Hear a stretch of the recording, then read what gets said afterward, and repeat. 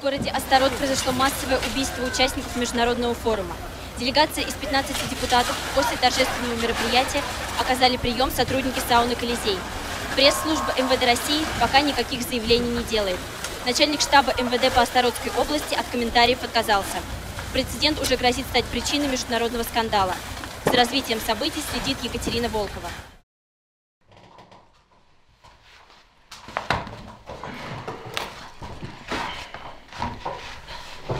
Для начала я задам вам несколько вопросов для заполнения протокола. Это стандартная процедура, можете не беспокоиться. Итак, начнем. Фамилия, имя, отчество. Аксенин Виктор Владимирович. Дата, год рождения. 16 марта 1991 года.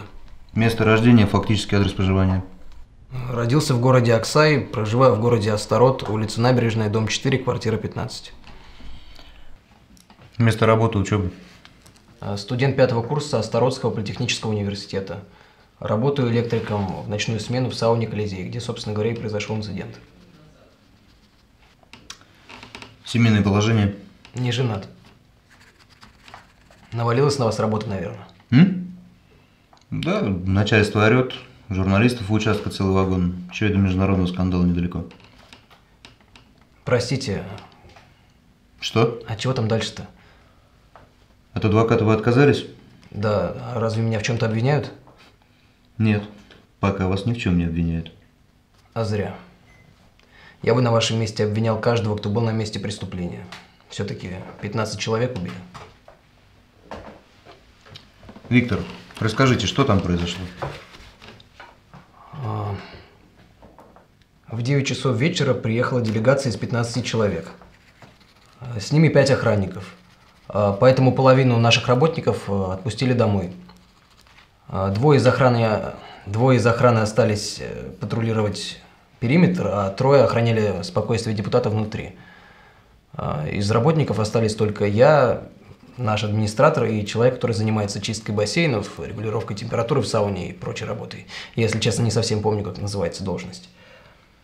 К 10 часам вечера приехали проститутки. Кстати, это нормально?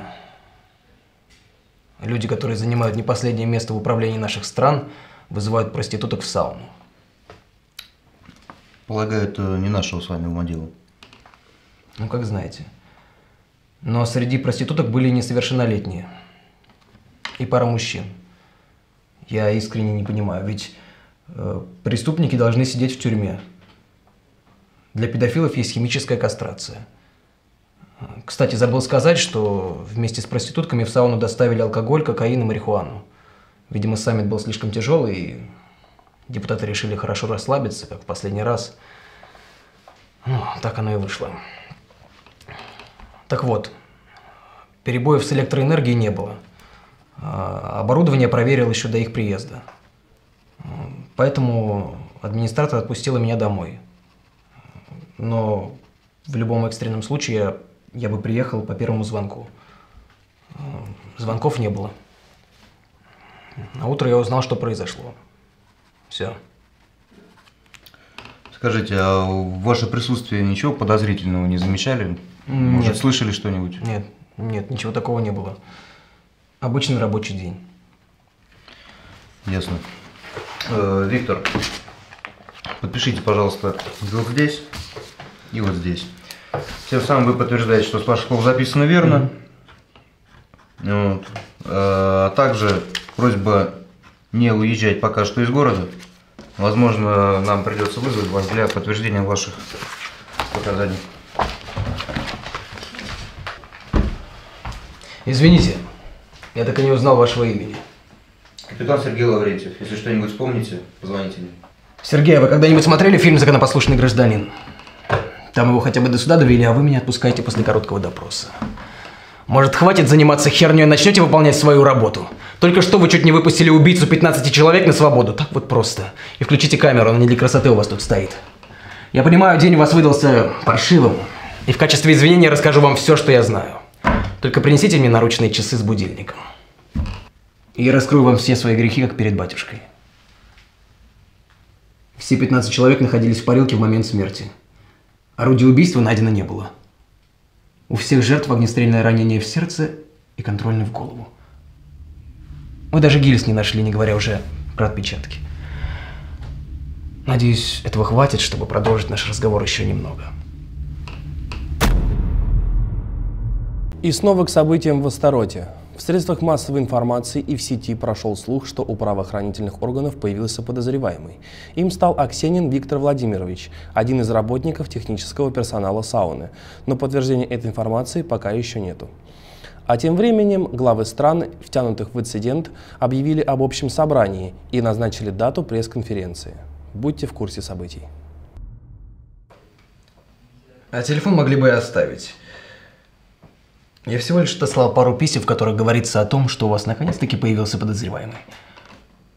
Могли бы и спасибо сказать. За вас выполняю вашу же работу. Ты нам только головной боли прибавил. Ну а как вы хотели? Перед вами международный преступник. Расскажи, как ты это сделал? Я посмотрю, вы серьезно настроенные. О, даже камеру включили. Ладно, ладно. Приступим. Для совершения данного преступления я воспользовался пистолетом ГШ-18 с глушителем. Найти вы его вряд ли сможете, потому что после содеянного я растворил его в плавиковой кислоте, а остатки деактивировал двойным раствором щелочи и слил в канализацию. Послушайте, Сергей, а у вас есть кредит? Разве это имеет какое-то отношение к делу? Расскажите, как вы сделали это дело? Скучно. А квартиру вы в ипотеку взяли или живете у родителей? Ладно, мне просто интересно. Как я это совершил? Каковы были мои мотивы? Хотя согласен с вами. Я уверен, вам это до безумия интересно. Интересно. Ну что же, начнем сначала. Я до приезда делегации выключил все видеонаблюдение. В 9 часов вечера приехали депутаты. В 10 часов вечера приехали проститутки. Я отпросился у администратора и вышел из здания. А теперь вопрос на миллион. Как я вернулся, обошел всю охрану, убил 15 человек и остался незамеченным? Ответ прост. 3 буквы. Издеваться вздумал надо мной? Стучёныш. Успокойтесь, Сергей. Не те 3 буквы, о которых вы подумали. Газ. Я не знаю точно, как называется эта штука, но она бесцветная, безвкусная, моментально впитывается в кровь и вырубает приблизительно на пару часов. И что самое интересное, обнаружить после ее практически нереально. Мне просто нужно было выбрать подходящий момент. Кстати, забыл сказать, что я установил несколько своих камер. Да. И когда охранники, которые были снаружи, зашли внутрь и рассредоточились по периметру сауны, я просто открыл вентиль, усыпил всех, закрыл вентиль, одел респиратор и зашел внутрь. Все прошло идеально по плану. Депутатов я перетащил в парилку и там, умертвил каждого. Проституток связал и закрыл в комнате для активного отдыха, но это вы и так знаете. Пистолет растворил и слил в канализацию остатки. Из-за высокой температуры в парилке тела остывали медленнее, и установить точное время смерти вы так и не смогли. Не смогли также из-за того, что я перевел все часы на то время, когда я выпускал газ. И поэтому у охранников появилась некая дезориентация во времени. И они подумали, что вырубились всего на пару минут. А так как и находились они в разных краях здания, то говорить о своем недолгом сне они не решились. Знаете ли, профессиональная этика. За сон на работе ведь и уволить могут. Не так ли? А теперь самое интересное. Я вышел из сауны и открыл другой вентиль. На 3 буквы. Газ, нейтрализующий действие газа. Правда прикольно. И все проснулись. Никто не заметил подставы. Я специально оставил громкую музыку в сауне у депутатов, и лезть туда особо никто не хотел.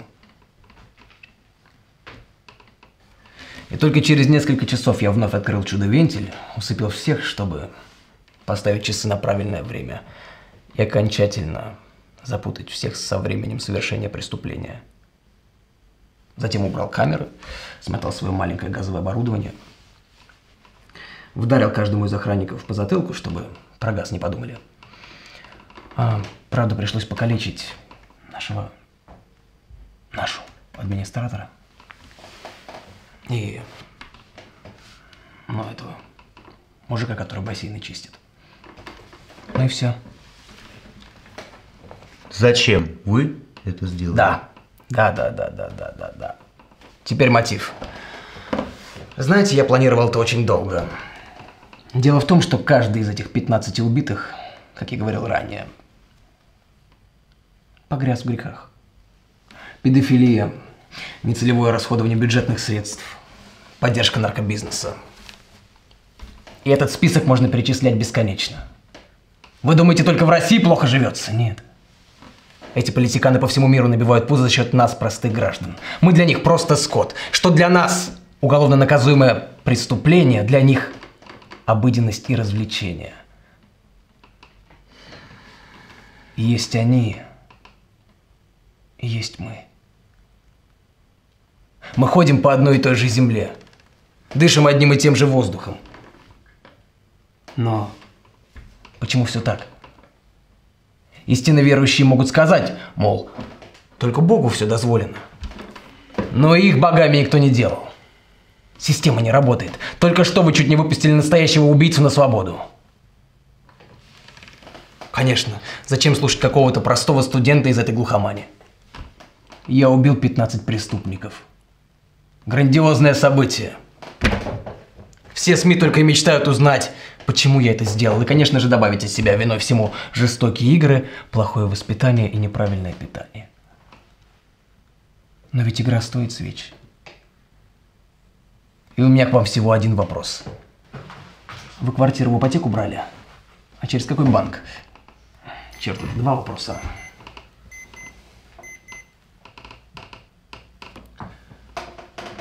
Слава Богу. Я уже думал, этот бред никогда не закончится. Забудьте все, что я говорил только что. Мне просто удивительно, с каким рвением вы начали слушать все, что я говорю. Снимите, пожалуйста, лапшу с ушей. Что? Объясню как можно короче, чтобы не тратить ни ваше, ни мое время. Если бы убили рабочего с завода на улице, это подняло бы на уши весь мир? Нет. Максимум короткий заголовок в местной газетенке. Когда убивают 15 важных политических фигур, это произведет резонанс в обществе? Несомненно. Газеты, телевидение, интернет. Все политики, спецслужбы. Ударная волна затронет всех. Но что, если это глобальное событие всего лишь для отвода глаз, чтобы сделать что-нибудь еще более глобальное? Никто и внимания не обратит на то, что готовится что-то еще более страшное и грандиозное. Вы всерьез думаете, что я провернул все это один? Без сообщников? Охранники, проститутки, администратор, да даже мужик, который чистит бассейны. Все они помогали совершить задуманное. Все они были на одной стороне. План, который вынашивался годами, был осуществлен всего за одну ночь. Я вас могу поздравить, Сергей. Только что мир, который вы знали, рухнул. Точнее, пока я строил здесь из себя психованного анархиста, пока журналисты всего мира обивали пороги вашего отдела, а ваши начальники рвали волосы у себя и у вас на голове, мир перевернулся. Группа хакеров умело раздула из этого события грандиозную новость. подбросив кости голодным собакам в интернете, и под общую волну неразберихи обрушила все крупнейшие банковские системы мира, перераспределив денежный запас средств поровну между всеми держателями банковских карт планеты. Богатые стали бедными, бедные стали богатыми. Сергей, вы давно были на улице? Там ведь анархия. Люди битком пытаются снять сбережения. Нет больше кредитов. Нет долгов. Вы представляете себе это? И как вы думаете, в сложившейся ситуации кому-нибудь есть какое-либо дело до 15 мертвых преступников? Нет. В этом я вам не соврал.